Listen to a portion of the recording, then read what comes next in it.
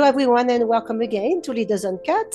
Today, I am so excited to have with us Dina Kaplan, who is doing something that I absolutely love. She's a certified meditation teacher. She's also the founder and CEO of The Path. And she's going to tell us about her story, what she's doing with The Path, the life that she's changing, her retreats, anyway, on and on and on. Dina, welcome to the show, and so happy to have you here.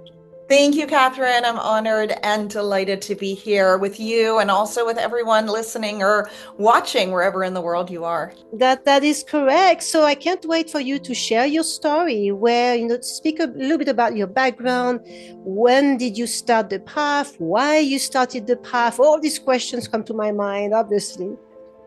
Thank you for asking. Yeah, it's a cool, non-obvious story. So I did a lot of interesting things in the past. I worked in politics, then I worked in the music world back at MTV when it was cool and they played videos. And then after that, I became a television reporter, and then I went from the old media, traditional media, to new media, and founded a tech company. So my story in terms of the path and meditation and mindfulness really begins with that tech company because my life looked super glamorous from the outside, like I was living this entrepreneurial dream. And I was giving talks literally 7 days a week. I was in the press every single day in all of the big fancy magazines and newspapers that you can imagine around the world, and certainly in the US. But what's funny is that from the outside, my life looked so great, and on the inside, I was a mess.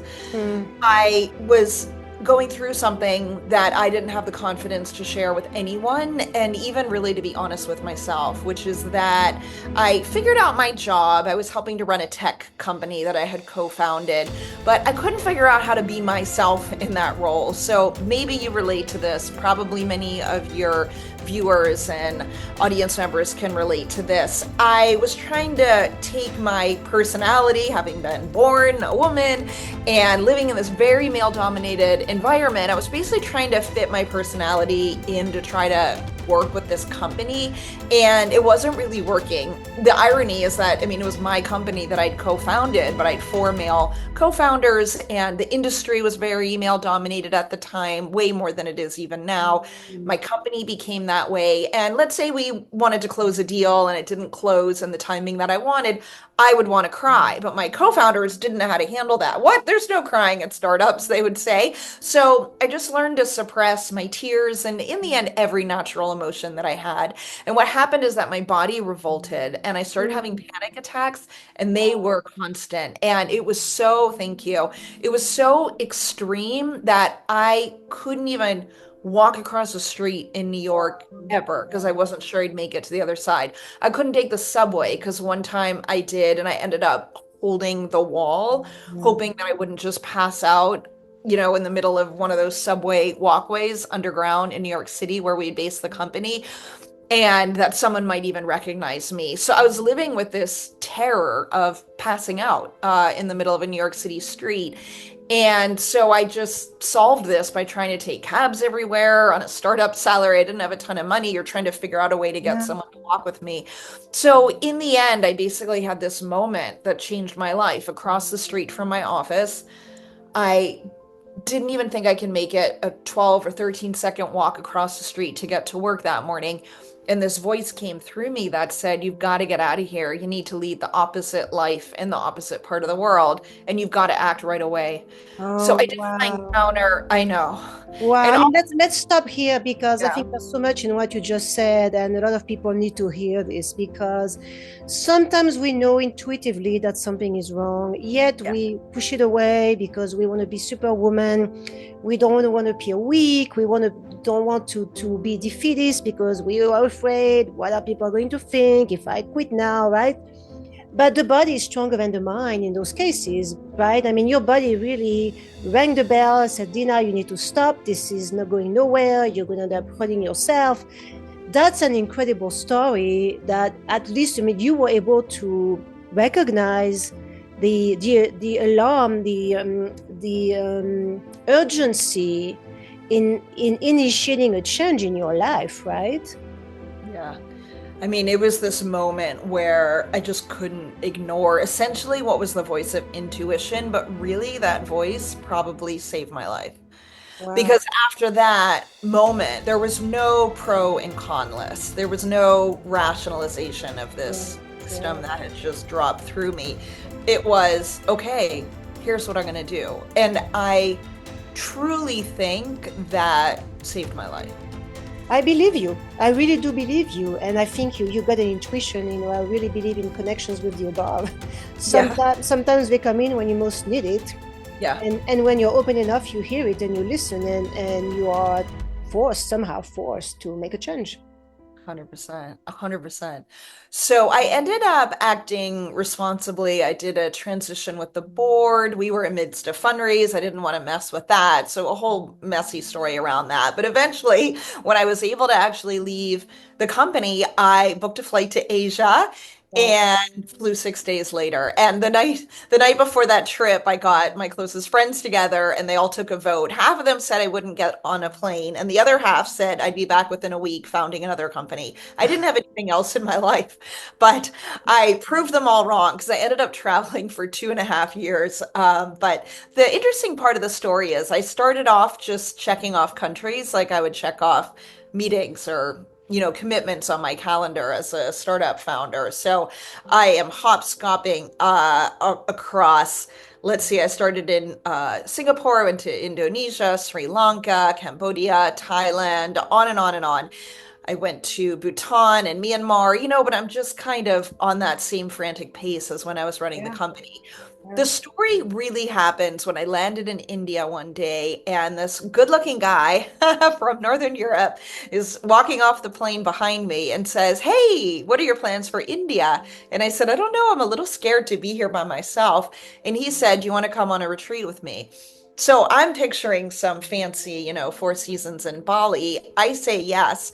He ends up taking me to a 12-day silent, gender segregated, so really the worst date of all time, retreat with no soap, no toilet paper, no air conditioning. It was about 110 Oh degrees or my 40 degrees God. Celsius for the non-Americans in the audience. I mean, it was so hot, I literally thought I was going to die.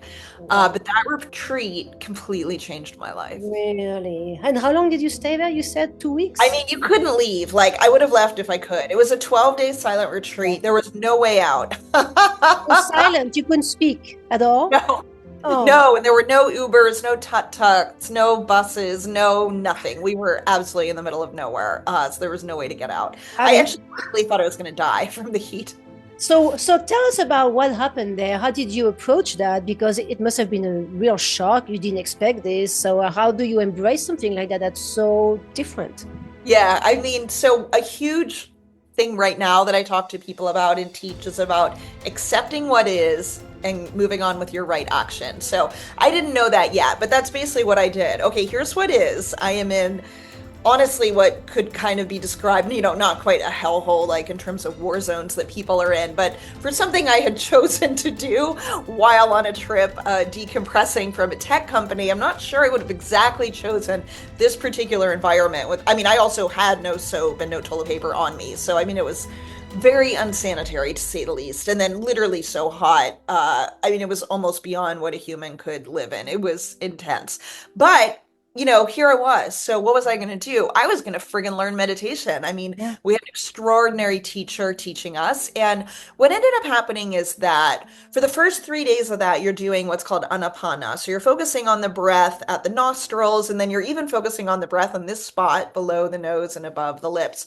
And you are essentially calming the noise down in your mind. So Mm. after 3 days of this, 10 hours a day of meditation, not allowed to do anything else. We're not even allowed to take walks, not allowed to do yoga, just full on meditation and trying to wash out your clothes 6 times a day because you were sweating so Yeah. much.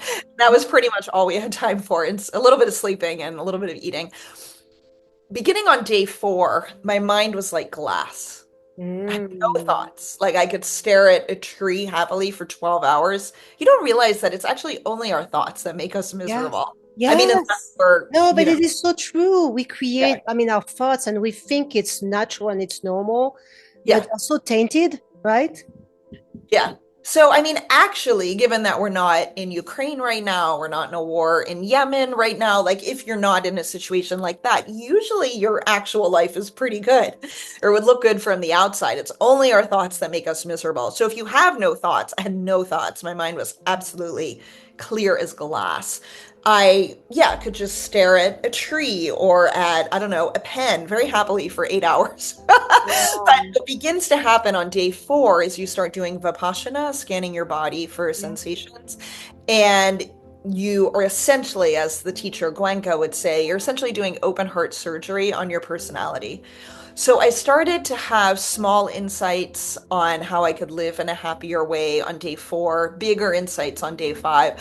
On day 8, I had a huge, huge insight and realized I had this memory essentially that came to me of being a little kid and being bullied really badly in summer camp and making a promise to myself at the end of the summer, like little 9 or 10-year-old me, saying, "You will never be the reject again. You're going to hone your social skills so finely that you're going to be popular for the rest of your life." Ha, like Glinda, like Ariana Grande and Wicked.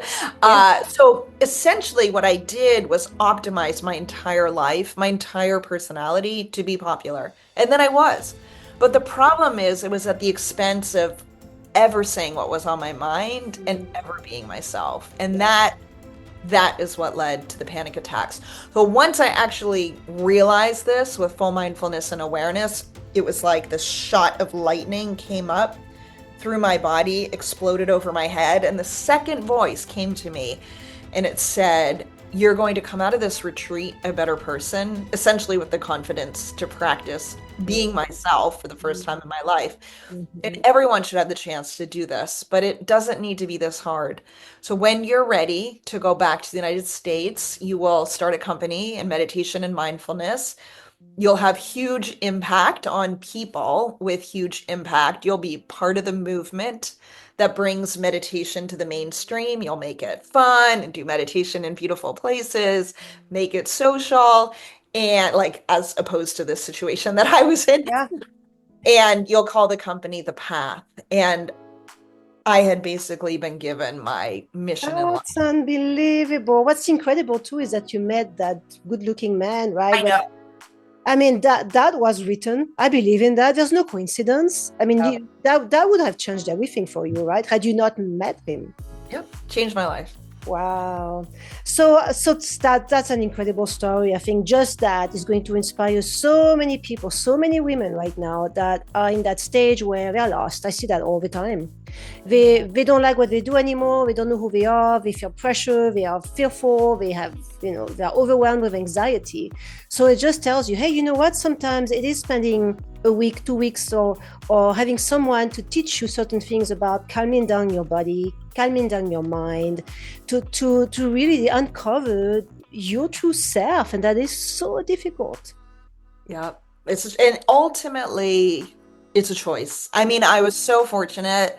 I was so fortunate that I could take this trip and take this time off. By the way, I didn't end up making any money from the company. I was sure, like 100% sure I would make my 10 to 20 million that every founder dreams of so that you never have to work again. I ended up literally making nothing, zero. But I was able to, I mean, in Asia, you're not spending much. You're spending $10 to $30 a night on a hotel, and I'm eating at markets and I'm flying on frequent flyer points, etc. So it's not 100% out of reach for everyone, but if you have a family, you can't take off for two. No, with a family you can, but did you Yeah. work? I mean, you were gone more than 2 years. Did you take on small jobs to make it? No, well, I did. I was Airbnb-ing my apartment. I think I was literally the number one Airbnb host in New York City because I was putting all of the skills of management and all the good karma into the Okay, into got it. that.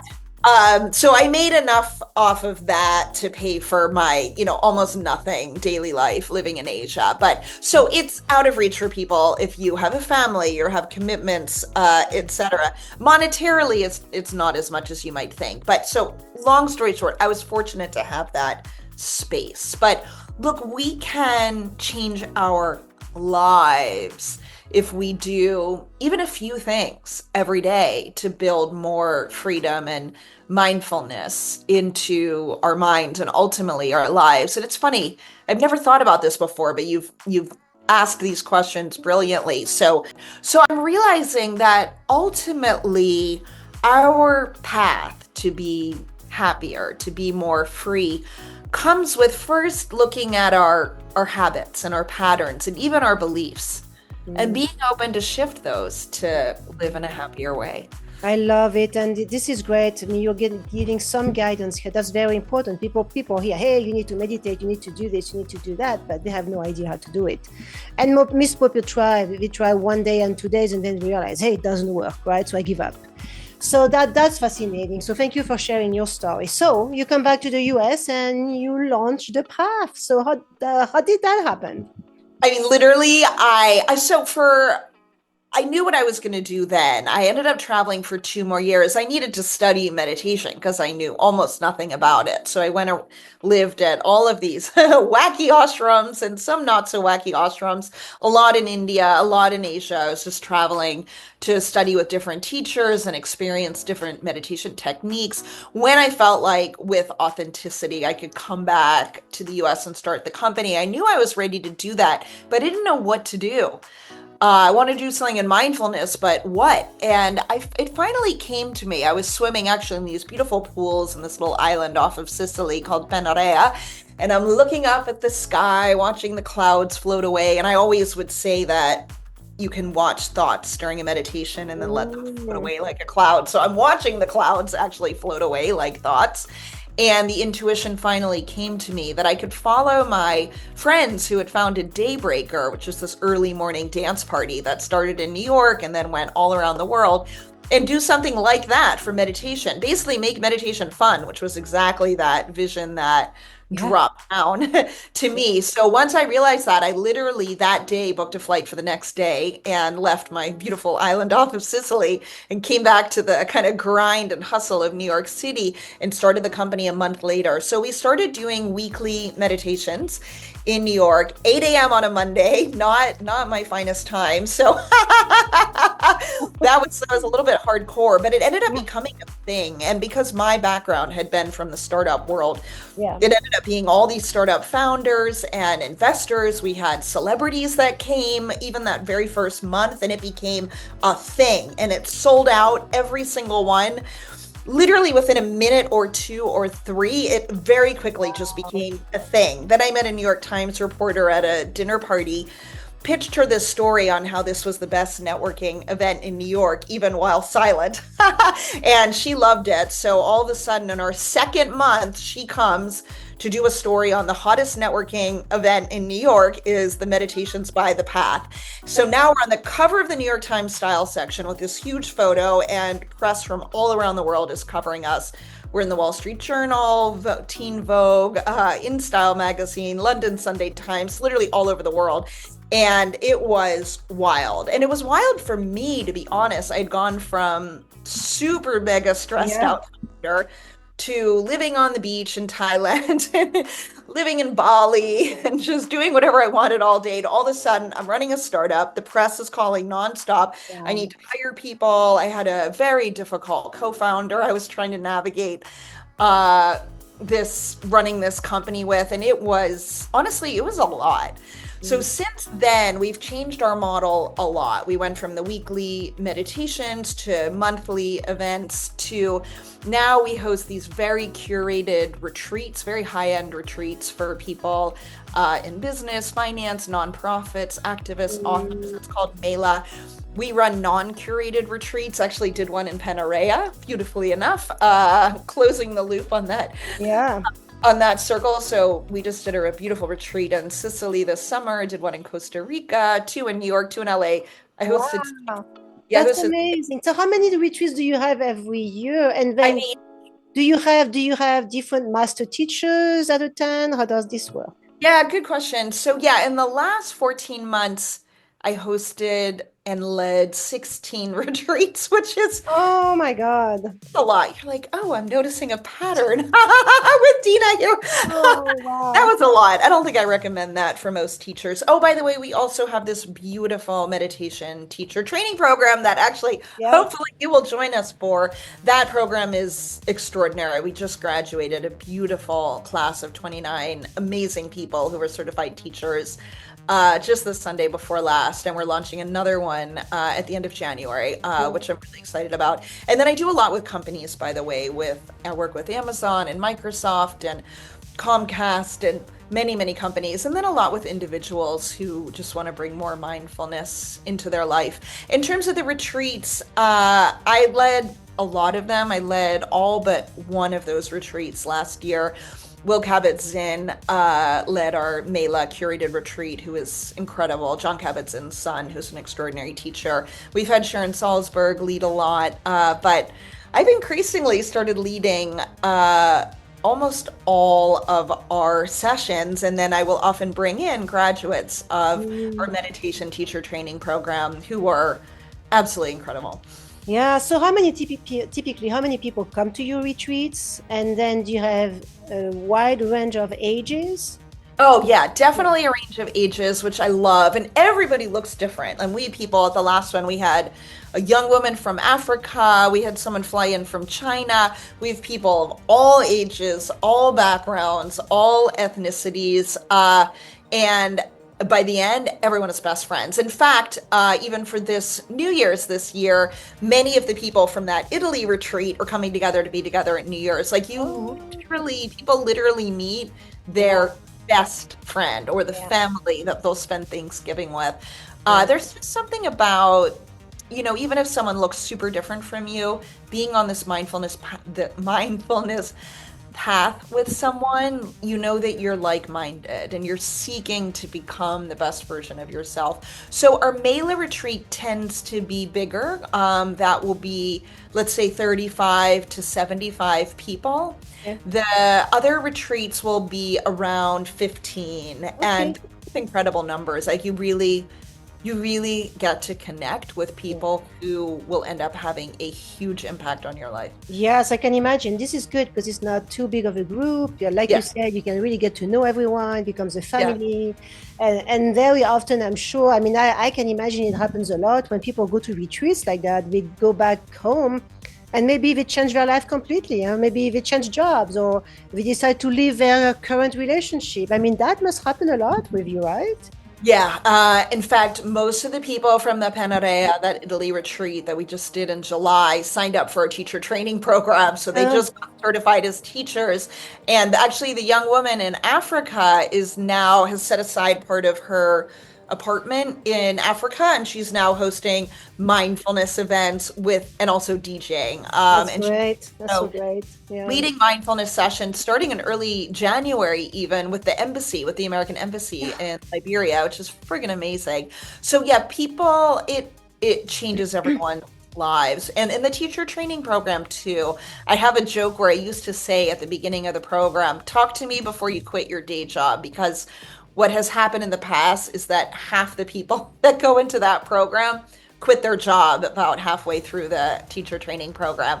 And look, I get it. I understand you want to align your work to where your mind is at. But there's also something nice if you have a day job about keeping that money coming in and not having financial stress. So that's that too. That some people can do it, but you have to think twice, because I'm sure when you're there during the retreat, you think, oh, that's okay, I can do it, right? It's not or even for training, But when you come back home, and that's another thing to do, to take a major step like that of changing your life. And some people do it, and that's fine, but it's something to think about, right? You don't make this type of decision lightly. I can see that. I love it. First of all, I think it's important more and more to meditate. I believe that people have been so disconnected from others, but from themselves mostly. And this is what creates the turmoil that's happening right now. There's a trend happening. How do you explain that, Dina? I'm sure you have worked on that, but it seems I see so many people, and especially the young generations, they're struggling right now. There's a lot of depression, there's a lot of anxiety. They have lost faith in the future. They don't understand what they are here for. Is that something that you witness a lot yourself? Oh, yeah. I witness it, and I clearly witness it in even the people that I'm working with at the company, clients, people in our teacher training program. Yeah, it's a beautiful question. I think One, the phones are not helpful. We have to, and I get it too. I'm living in the modern world and I have clients and Yeah, corporate clients, so I need to be on my phone also. But yeah, our brains are obviously not meant to be stimulated to this degree all of our waking hours. So just setting what I call digital on and digital off hours, I think is really important. Number two, the loneliness epidemic is real. But I yeah, think some of that, not all of it, but some of that is just not being happy with the thoughts that are going on in our head. So if we can meditate and also treat ourselves with more kindness, have an awareness of the kind of voices that we all have in yeah, our head, start to turn them towards more self-compassion and kind thoughts and messages, yeah, then we are more okay being on our own. When we're more okay being on our own, we're not as addicted to the phone and we're not maybe as likely to go for whatever substance it is that you might be inclined to head to that isn't the best for you. yeah, And number three, I think that there's a lot in among young people of talk and thoughts on authenticity and self-care, and these are almost way overused. Well, not almost, these are way overused yeah. terms. I do think thinking about ourselves is natural. It's how we're wired as humans, but there's another way to live. That other way to live is to, yes, get to your authentic self, but also, secondly, equally importantly, have an understanding of the impact of your words and actions on other people and how they're going to land. So being authentic or taking care of yourself is actually, I think, only half the battle. The other half is like if I call out sick of work or I'm late for that meeting, what is that impact on someone else? Or if I speak my mind and say, Catherine, I'm really offended when you did X, that wasn't fair to me. Really thinking, how did I contribute to that? Was Catherine intending to be harmful there? Giving people the benefit of the doubt, giving them grace, and just having an awareness of how your words are going to land. If we can increase our awareness of the impact of our words and actions on others, we can connect in a better way, I think, with people, and it becomes easier to make friends, to sustain friendships, and honestly, to be more charming even in conversation when you first meet someone, so that person might become a friend. I know, and it is so important what you just said. That self-love, it's so critical, yet it's so hard. People don't understand it. How do I love myself? Really, Yeah. how do I do that? So I'm sure you guide into getting there because it's not easy. It took me years. I'm not even 100% doing this totally right, but I think, improved in that area. And I know when I'm okay with myself and I can give of myself. And what makes me the happier is when I do give of myself.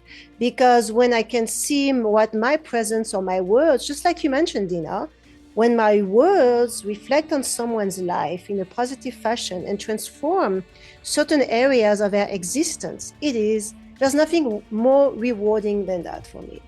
Yeah, definitely. I mean, I think that authenticity is important, but I actually think kindness is even Yeah, more important. yeah, So I have this thing that I say at the beginning of our teacher training program where I think kindness is fierce. I think it's revolutionary. So mm, may we be kind, may we be gracious with other people when they yeah. mess something up, because inevitably we're going to mess something up too. And kind of walk through life with a little bit more ease. And then we can connect more with people. Yeah. And yeah, start to build friendships, which are really important. Sangha is a critical part of being on the Buddhist path, is having your community around you. So that's real. And I think we're heading to that more and more. I can see communities being built again, where people meet physically, where they share stories together, as real people, not as avatar or as phone numbers. And that's very important. But I see that trend coming back slowly, which Yeah, I which think is so. I good. mean, yeah, we need each other. In Buddhism, there are something called the three jewels that we can all take refuge in: the Buddha, any teacher, the Dharma, which is the Buddhist wisdom, and Sangha. And the Buddha would say Sangha, community, is the most important one. So part of what I love to do is to help people just interact with more ease and grace with other people, Yeah. because friendship, Sangha, that's really important. That is brilliant. I love it. So anyway, that's amazing. What a story. And I'm sure people are going to listen to you and they're going to want to speak with you. So what's the best way to get hold of you, Dina? Great. So it's easy to email me. There's lots of ways to get in touch. I'm Dina, Dina, at thepath.com. If you forget my name, you can also just write into sit, at thepath.com. I'm also on Instagram and really active there at Dina Kaplan. So at Dina and then Kaplan. And I'm building up my TikTok, so please follow me there. And it's just Meditation Dina. I'm not perfect on it, but working on it. Wonderful. Okay, so we have that. We'll put this on the comment area too. So if you had something to say to my audience, a parting sentence or something that you want to leave us with, what would that be? I would say you can run your whole life thinking about, I can't be successful or get what I want because of all these other factors, whatever they are, X, Y, Z. But do yourself a favor. Always put yourself in a position of power where you accept whatever is, whatever you can't change, and then just think, as the Buddha would say, think about what's your right action. And with that, you're giving yourself a lot of agency to live in a happier, more free, lighter way. I love it. This is beautiful, really beautiful. And there's one thing I loved about meditation that I'm learning because I don't know that very well. But I read somewhere that when you meditate, smile. And when I look at you, there is not one half of a second that you're not smiling when you speak. And that is so beautiful because when we smile, we generate positive energy and it makes people smile. Life is a mirror. So that's amazing. Is that something that you do naturally or something that you have learned? Well, that might be part of that story that you heard. It's funny, I've never really thought about it. I'm learning from you, Catherine.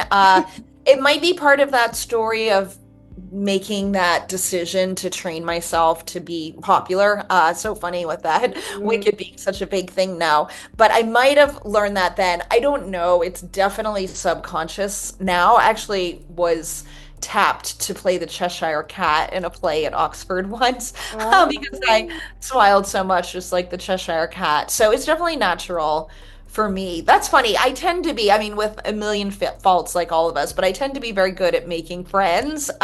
So maybe it's the smile. Maybe I should be grateful for I that. really believe it's that because people want to be with people that are happy. They Yeah. do. It's great energy. It makes you feel good. I mean, after spending half an hour with you now, I feel better. When I woke up this morning, I'm like, yay! That's awesome. I love it. That is great. Well, thank you so much for sharing your story. Wonderful. I really appreciate your time and your extraordinary adventure of life that you are still living, and I'm sure you have plenty more to come. Thank you. Thank you. You're beautiful. Thank you for the chance to chat. All right, everyone. Thank you so much for watching. I am sure you enjoyed my conversation with Dina. Share with your network. I'm growing the company. We're growing the podcast, but I need your help to spread the words, spread the good, because a story like Dina's story can change someone's life, and someone can realize, oh my God, I need to attend one of these retreats, or I need to learn meditation, and that too can be lifesaver. So don't think that sharing, even if you have a small network, is not going to make a difference. It will. So I really count on you to do that's very important. Thank you again, everyone, and we will see you next time.